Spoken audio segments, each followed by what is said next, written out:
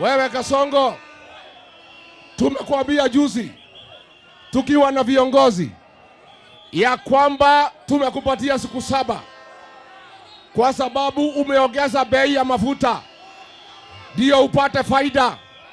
Kwa kila lita ya mafuta unachukua shilingi 5. Wewe ndio mwenye biashara ya mafuta, ati unajaribu kupunguza ate shilingi 9.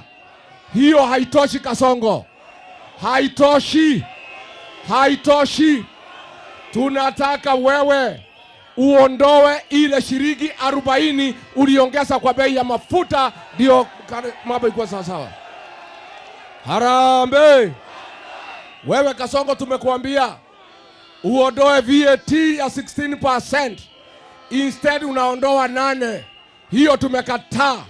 Tunakuambia Kasongo, kama hutaki kukutana na Wakenya, uondoe 16% katika petroleum product katika Jamhuri ya Kenya.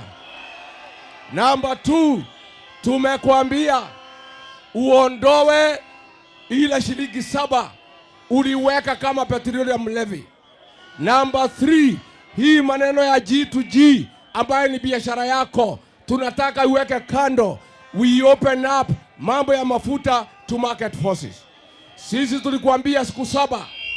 Baada ya siku 7, kama hujafanya hivyo, tutaita mkutano ingine ya viongozi ya upinzani, alafu tutaambia Wakenya watoke kwa barabara, wafunge kila kitu mpaka wewe Kasongo urekebishe mambo ya Kenya.